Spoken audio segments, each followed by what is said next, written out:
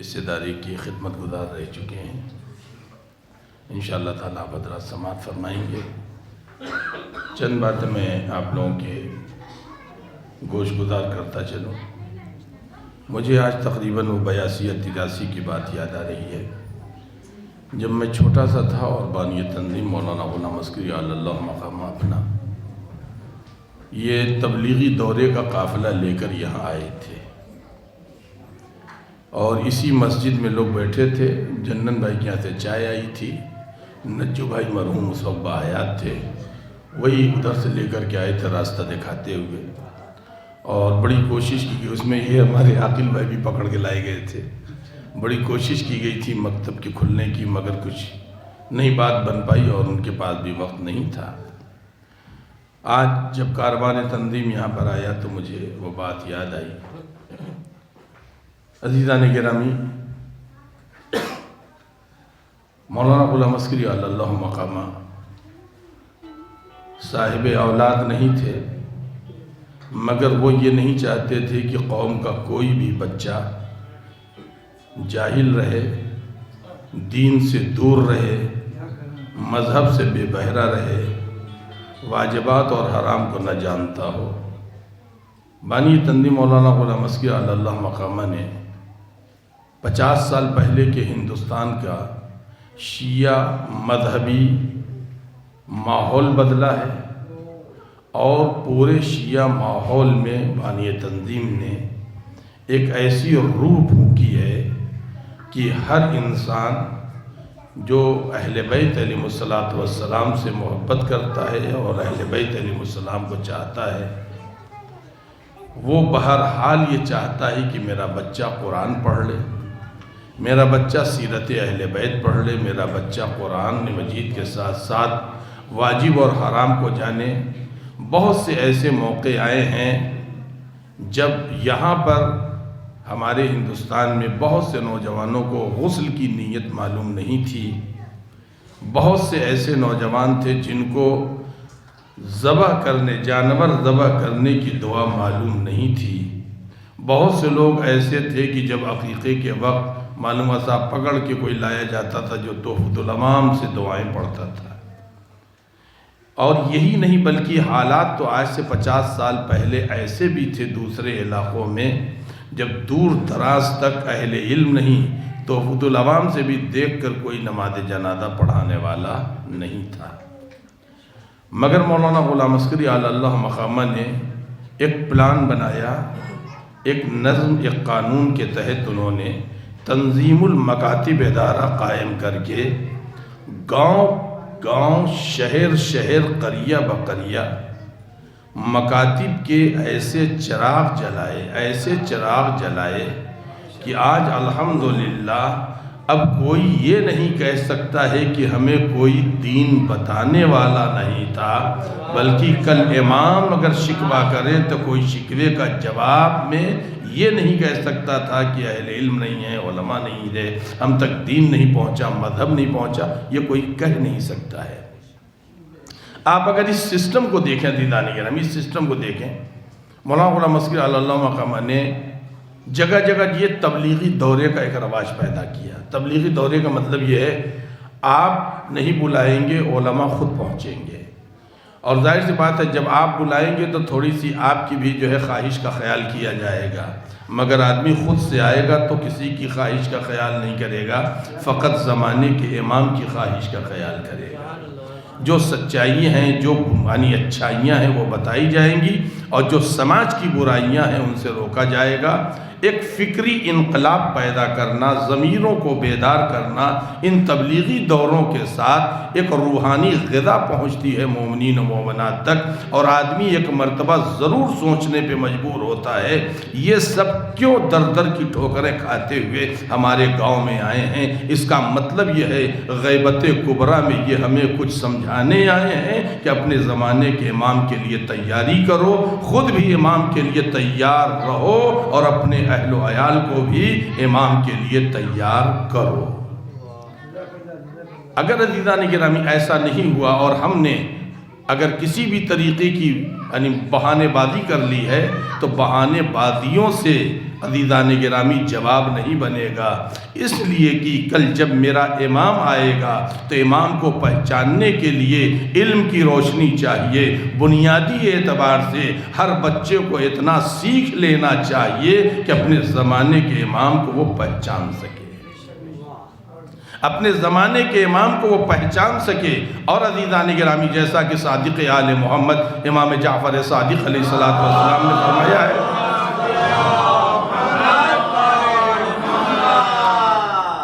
امام عالی مقام علیہ السلام کی اس حدیث کو سنانے سے پہلے میں آپ حضرات کو یہ بتاتا چلوں، عزیزو یہ یاد رہے کہ آج ہم سے دوسرے ملکوں میں پوچھا جاتا ہے، آپ مختلف مذاہب اور عقائد کے درمیان ہماری قوم رہتی ہے، ان کے عقائد کے سلسلے سے بالخصوص یہ جو نئی وبا ہمارے قوم میں اٹھ گئی ہے، سمجھے آپ، مرجعیت کے خلاف، عالم کے خلاف، اس طریقے کی جو کبھی کبھی آواز سننے کو ملتی کبھی کبھی، الحمدللہ ہمارا ملک محفوظ ہے، تو ہم انہیں یہی جواب دیتے ہیں کہ ہماری قوم خود جواب دے لیتی ہے، اس میں علماء کی ضرورت نہیں پڑتی، ہماری قوم خود ہی جواب دے لیتی ہے۔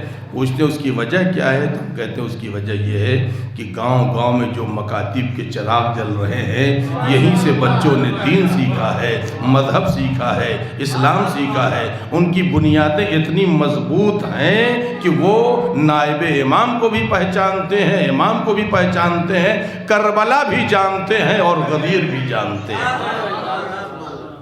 اب عزیزان گرامی آپ دیکھیں جو حدیث ہے چھٹے امام علیہ السلام کی، ہمارے علماء ہمارے شیعوں کے عقائد کے سرحدی پاسدار ہیں۔ اگر دشمن ہماری سرحد اگر خالی ہو جائے، اگر ہماری سرحد سے آرمی ہٹ جائے تو دشمن ہمارے ملک میں آ جائے گا، جب ملک میں آئے گا تو تباہی مچے گی، سارا ملک کا نظام ختم ہو جائے گا، نہ پولیس، نہ ڈی ایم، نہ اے ڈی ایم، نہ آپ کے جو ہے کوئی کچہری، نہ کچھ۔ اب وہ اپنا نظام چلائیں گے، گویا ہم غلامی میں چلے جائیں گے، غلامی میں چلے جائیں گے۔ چھٹے امام کیا کہتے ہیں؟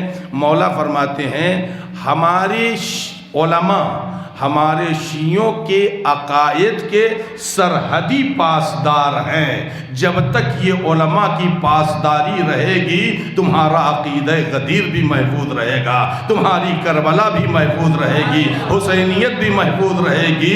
پھر دشمن آ کر کے نہ تمہارے ضمیروں کو غلام بنا پائے گا، نہ تمہارے عقیدوں کو غلام بنا پائے گا، نہ تمہاری فکروں کو غلام بنا پائے گا۔ حسینیت کی غلامی میں رہو گے دنیا میں تو تم آزادی کا مزہ لوگے۔ یہی تو حر کہنا چاہتا تھا، حسین کی غلامی میں تو شاہی کا مزہ آتا ہے۔ لہذا عزیزان گرامی یہ مکاتب آپ ضرور قائم کریں، مکاتب ہیں انہیں مضبوط بنائیں۔ آپ یہ نہ سمجھیں یہ مکاتب کا کوئی وارث نہیں ہے، یہ مکاتب کا وارث زمانے کا امام ہے، زمانے کا امام ہے۔ روایتوں میں ہے کہ اگر کسی شہر کسی گاؤں کے ایک دروازے سے عالم دین داخل ہو، دوسرے دروازے سے گزر جائے، رکے نہیں، تو اللہ کی خیرات و برکات کی برسات ہوتی ہے۔ اگر کسی بستی میں قرآن کی تعلیم ہوتی ہو، کلمہ آل محمد علیہ السلام پڑھایا جاتا ہو، ولایت امیر المومنین بتائی جاتی ہو، ائمہ کا نام بتایا جاتا ہو، بچوں کو تاریخ اہل بیت پڑھائی جاتی ہو، بچوں کو سیرت اہل بیت بتائی جاتی ہو، بچوں کو واجب اور حرام بتایا جاتا ہو، تو گویا یہ مکتب نہیں ہے بلکہ یہ وہ چھاونی ہے جہاں سے امام کے سپاہی پالے جا رہے ہیں۔ لہذا سرکار ولی اثرت حجت ابن الحسن العسکری علیہ السلام امام کی سلامتی کے لیے صلوات پڑھیں آپ حضرات۔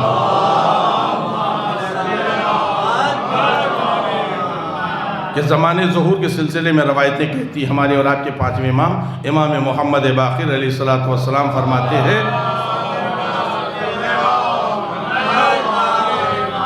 ہماری حجت کے زمانے حکومت میں قرآن کی تعلیم، مذہب کی تعلیم، دین کی تعلیم اتنی آبرو مند ہوگی کہ لوگ فخریہ کہیں گے میرا بیٹا اتنی آیتوں کا مفسر ہے، میری بیٹی اتنی حدیثوں کی تفسیر کر چکی ہے، میرا فلاں بیٹا احادیث معصومین پر جو ہے اس نے ریسرچ کیا ہے، اس نے ہماری فلاں بیٹی نے مثلاً نہج البلاغہ پر ڈاکٹریٹ حاصل کیا ہے، ہمارے فلاں بیٹے نے صحیفہ کاملہ پر یہ مہارت حاصل کی ہے۔ اس زمانے میں پانچویں امام یہاں تک فرماتے ہیں کہ گھروں میں جب بچے شرارت کریں گے، آپس میں لڑائیاں کریں گے، تو گھر کی مائیں فیصلہ کریں گی حدیث اور قرآن کی روشنی میں۔ علم دین اتنا عروج پا چکا ہوگا۔ لہذا عزیزان گرامی، امام زمانہ علیہ السلام کے اگر ظہور کا ہم انتظار کر رہے ہیں تو ہمارا انتظار عملی اعتبار سے ہونا چاہیے۔ ہماری ایکٹیویٹیز بتائیں کہ ہم اپنے زمانے کے امام کا انتظار کر رہے ہیں۔ فقط زبان سے یبن الحسن العسکری عجل علی ظہورک کہنے سے کام نہیں چلے گا۔ غیبت تمہیں چھوڑنا ہوگا، الزام تراشی تمہیں چھوڑنی ہوگی، جوا اور شراب تمہیں چھوڑنا ہوگا، والدین کی نافرمانی تمہیں چھوڑنی ہوگی، عزیزوں کے حقوق کو غصب کرنا تمہیں چھوڑنا ہوگا۔ تمام واجبات کے پابند ہوتے جاؤ اور حرام سے پرہیز کرتے جاؤ۔ یہی حقیقت میں امام زمانہ کے انتظار کی نشانی ہے۔ ایک صلوات پڑھیں محمد والے محمد۔ اور ایک آخری بات کہہ کر کے میں زحمت تمام کرنا چاہتا ہوں۔ عزیزان گرامی، میں اکثر یہ بات کہتا رہتا ہوں اور ہر جگہ کہتا ہوں، آپ لوگ بھی تشنہ نہ رہ جائیں، اس لیے یہ بات کہہ رہا ہوں۔ دیکھیے، بہت آپ حضرات کا کیا ہے معاملہ؟ آپ تو چاہیے تو آپ حضرات کو اللہ نے پیسہ دیا ہے، پاکستان سے کیا آسمان پر بھی اگر خطیب ملے تو بلا سکتے ہیں۔ آپ حضرات کے لیے کوئی بڑی چیز نہیں ہے، آپ حضرات جہاں سے چاہیں خطیب بلا لیں، مگر عزیزوں میرے دوستو، اپنے گھروں میں، شہروں اور دیہاتوں میں بیٹھ کے کام کرنا بہت آسان ہے۔ دروازے دروازے پہنچ کے مکتب حسین سمجھانا یہ ہمارے ان انسپیکٹروں کا کام ہے۔ یہ تو بہت آسان ہے، اس علاقے کا سفر بہت آسان ہے، بہار کا سفر بہت آسان ہے، بنگال کا سفر پھر بھی بہت آسان ہے، بمبئی کا سفر آسان ہے، گجرات کا سفر آسان ہے۔ سفر سب سے زیادہ مشکل ہے پہاڑی علاقوں کا، پہاڑی علاقوں کا۔ اب آپ ذرا دیکھیں، ابھی آپ نے تقریر میں ہمارے انسپیکٹر مولانا اعجاز صاحب سے سنا ہوگا، بنگال سے لے کر کے نوبرا کی پہاڑیوں تک، بنگال سے لے کر کے نوبرا کی پہاڑیوں تک، آپ حضرات اگر کسی ایسے شہر میں پہنچے جہاں کی آبادی پہاڑیوں پر ہو، تو اگر آپ نیچے رہیے اور اذان صبح کے وقت جب ہلکا ہلکا اجالا ہونے لگے، آپ چاروں طرف نظر ڈالیے تو ایسا لگتا ہے ان پہاڑوں پر ستارے ہیں جو چمک رہے ہیں۔ توجہ دیدان گرامی، اگر آپ ایمان اور یقین کی نظر سے دیکھیں تو بنگال سے لے کے نوبرا تک یہ چمکتے ہوئے مکاتب ستاروں کی طرح دکھائی دیں گے۔ نوبرا جانا بہت مشکل ہے، بہت آکسیجن کی کمی ہے۔ جب دوسری مرتبہ میں گیا تو مجھے ایسا لگا میں سو گیا تھا۔ 36,300 کچھ فٹ جو ہائٹ ہے یعنی زمین کے، یعنی سطح سمندر سے اوپر، دنیا کی دوسرے نمبر پہ وہ ہائٹ ہے، جس پہ لکھا ہوا ہے کہ یہ وہ جگہ ہے جہاں سے 4 ویلر گزرتی ہے۔ دنیا میں یہ دوسری جگہ اتنی ہائٹ جہاں سے 4 ویلر گزرتا ہے۔ تو 4 ویلر وہاں سے گزرتی تھی، جب وہاں سے تو مجھے ایسا لگا میں سو رہا تھا، ایک بیگ میری آنکھ کھلی تو مجھے ایسا لگا کہ میرا دل 2 مرتبہ بیٹھ گیا ہے، رک گیا ہے۔ تو میں نے اپنے بغل میں جو بیٹھے تھے مولوی صاحب، ان سے میں نے کہا یار مجھے ایسا لگا کہ مجھے بھی لگ رہا تھا۔ مولانا صفی حیدر صاحب نے کہا کہ مجھے بھی لگ رہا تھا۔ وہ ڈرائیور جو وہیں کا تھا اس نے کہا تھا مجھے بھی لگا ہے۔ آکسیجن کی کمی، بالکل بدن اندر سے تھکا تھکا لگتا ہے، جیسے یعنی حرارت ہو آدمی کے بدن میں اور بدن اندر سے ٹوٹتا ہے، اس طرح وہاں پر 4 دن 5 دن 10 دن تقریباً 10-15 دن کا وہ پورے علاقے کا سفر ہوتا ہے۔ اور اتنی خطرناک راستے، اتنے خطرناک راستے کہ ایک وہ جگہ ہے وہاں تک جانے کے لیے، ایک وہ جگہ ہے جہاں سے اگر 2-3 سیکنڈ کا معاملہ ہے، اگر گاڑی سلپ کر گئی تو سیدھے آپ لوگوں کو تک خبر آئے گی کہ سبیل حسین کا فلاں تاریخ کو 40واں ہے۔ اس لیے کہ نہ میت ملنے والی ہے، نہ تو غسل ہونے والا ہے، نہ کفن، نہ دفن، صاحب ہو گیا ختم۔ اتنی نہایت اور اتنی خطرناک راستوں سے یہ ہمارے انسپکٹر اور علماء اعلام اور مبلغین گزرتے ہیں۔ وہاں پر نوبرا کا معاملہ یہ ہے کہ وہاں پر وہ لوگ 12 اماموں کو مانتے تو ہیں مگر پیری مریدی والے ہیں، ان کے اوپر جو ہے وہابیت کے خطرات بہت زیادہ ہیں، بلکہ 2-4 گھر جو ہے اس میں وہابی ہو بھی گئے، جس میں ادارے کے سیکریٹری نے بڑی خصوصیت سے ان پر توجہ دی کہ ان کو بچانا ہے، ان کو بچانا ہے۔ اور اس پورے علاقے کا انہوں نے خود بھی دورہ کیا ہے۔ پانی اتنا ٹھنڈا، جون میں وہاں پر تھا، یہ اس سال جو جون گزرا اس سے پہلے والے جون میں، اور برفباری ہو رہی تھی، میں نے خود اپنی آنکھوں سے برفباری ہوتے ہوئے دیکھا۔ آپ لوگ ٹھنڈک تلاش کر رہے تھے، وہ سب گرمی تلاش کر رہے تھے، میں نے خود برفباری ہوتے ہوئے دیکھا اس پہاڑ پر۔ بلکہ ہمارے یہ عزیز مولانا توقیر صاحب نے فلم بھی بنانا چاہا تھا کہ دیکھا تھا کہ صاحب جون میں یہاں برفباری ہو رہی ہے۔ وہاں پر پانی اتنا ٹھنڈا کہ جیسے ہی وضو کے لیے منہ میں لیا ایسا لگتا تھا یہ سارے دانت تو ختم غائب ہو گئے ہیں، ہے ہی نہیں منہ میں، اتنا ٹھنڈا پانی۔ تو بغل میں دیکھا ایک کرگلی جو ہے وہ بھی کلی غرض، میں نے کہا یہ بھی تو انسان ہی ہے، دیکھیں تو جیسے اپنے چائے نہیں سڑک کے پیتے ہیں لوگ، اس طرح وہ سڑک کے جو ہے پانی اندر لے جا رہا تھا۔ تو میں نے وہی کیا تو اتنی دیر میں پانی نارمل ہو گیا۔ میں نے کہا واہ شان قدرت، یہ 2-4 سیکنڈ کے اندر جو آدمی اتنے میں وہ پانی کی ٹھنڈک جو ہے برودت نارمل ہو گئی۔ عزیزان گرامی، وہاں تک ادارے تنظیم مکاتب نے چراغ جلایا ہے۔ میں آپ حضرات سے پھر کہتا ہوں عزیزان گرامی، وہاں کے لوگوں کو حیرت ہوتی ہے کہ میدانی علاقوں کے رہنے والے لوگوں کو کیا پڑی ہے جو ہم تک آ رہے ہیں۔ یہ سارا کام جو ہو رہا ہے عزیزوں میرے دوستو بس ایک محبت میں ہو رہا ہے کہ ہماری قوم شکوہ نہ کرنے پائے کہ مولا ہم تک کوئی دین پہنچانے نہیں آیا تھا۔ تو بس آپ حضرات سے آخری گزارش ہے، آپ کے اگر مکتب چل رہا ہے تو وہ کسی کا نہیں ہے، مکتب کسی کا نہیں ہے۔ جو لوگ چلا رہے ہیں ان کا شکریہ امام زمانہ علیہ السلام ادا کریں گے۔ کیوں؟ اس لیے کہ مکتب چلانے والا کوئی تنخواہ تو پاتا نہیں ہے، جیسے آپ کے ادارے کی سیکریٹری کوئی تنخواہ نہیں ہے، مینجمنٹ کا حصہ میں بھی ہوں، ہم لوگ کی کوئی تنخواہ نہیں ہے۔ وہاں تو ہم لوگ ادارے میں جاتے ہیں، چائے بھی پیتے ہیں تو پیسے دیتے ہیں، کھانا کھاتے ہیں پیسے دیتے ہیں، ہمارے لیے جائز نہیں ہے وہاں پر کام پورا کرنا ہے تو کام کرنا ہے۔ لہذا عزیزو میرے دوستو، مینجمنٹ کو تنخواہ نہیں ملتی، بقیہ جو لوگ ہیں وہاں کے ورکرز ہیں، ہمارے انسپیکٹر ہیں، مدرسین ہیں، کلر ہیں، ان کو تنخواہیں ملتی ہیں، مگر عزیزان گرامی جو مینجمنٹ کے لوگ ہیں انہیں تنخواہ نہیں ملتی ہے، بلکہ اپنی گاڑی سے ہم لوگ جاتے ہیں، اپنی گاڑی سے واپس آتے ہیں، وہ سب ہمارے خرچ پر۔ اب یہ پوچھے گا مولا صاحب آپ کا کیسے خرچہ چلتا ہے؟ بہرحال آپ لوگ تو نہیں پوچھیں گے، مگر ایک جگہ ایک نوجوان نے پوچھا تھا کہ جب آپ لوگ اس طرح کرتے تو پھر آپ لوگوں کا خرچہ کیسے چلتا ہے؟ کیا آپ کے بچے ملائکہ ہیں؟ وہ ان کو روٹیوں کی ضرورت نہیں پڑتی؟ ہم نے کہا روٹیوں کی ضرورت نہ پڑتی تو وہ جناب زہرا کے دروازے پر روٹیاں مانگنے کیوں آتے ہیں؟ روٹیاں جو ہے وہ نہیں کھاتے ہیں، یہ ایک الگ بات ہے، مگر مانگنے تو آئے تھے وہ۔ عزیزان گرامی، تو ہم نے اس بچے کو جواب دی تھی، پونا میں اس نے سوال کیا تھا، مجھے خوشی ہوئی اس کے سوال پر۔ ہم نے کہا ہم مجلس امام حسین اسلام پڑھتے ہیں، اللہ مجالس حسین علیہ السلام کے ذریعے مولا حسین کا صدقہ اتنا دے دیتا ہے کہ ہمارے بچے نمک روٹی آرام سے کھاتے ہیں، بقیہ ہم دین کا کام فری میں کرتے ہیں۔ عزیزان گرامی، میں آپ حضرات کو یہاں تک لایا ہوں ایک بات کرنے کے لیے، مکتب امام کی جاگیر ہے، مکتب امام کی جاگیر ہے۔ کبھی نہ کہیے گا ہم سے کیا مطلب، فلاں چلاتے ہیں ہم سے کیا مطلب، فلاں پڑھاتے ہیں ہم سے کیا مطلب، فلاں منتظم ہے ہم سے کیا مطلب، کبھی نہ کہیے گا، اس لیے کہ مطلب ہے یہ مکتب مکتب اہل بیت ہے، آپ غلام اہل بیت ہیں۔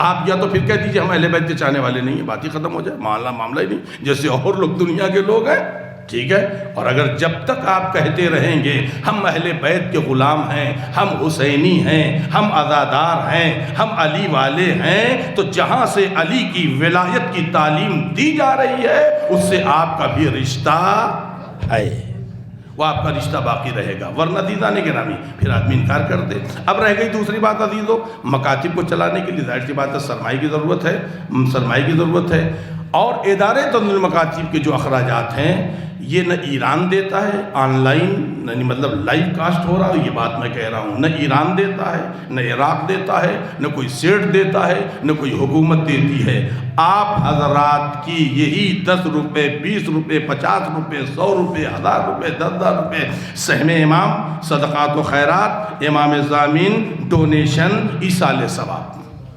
انہی پیسوں سے ادارے تنظیم المکاتب کا کروڑوں کا خرچ آپ لوگ پورا کرتے ہیں۔ آپ کے پاس دین کا پیسہ ہے، آپ ادارے تنظیم المکاتب کو دیجئے۔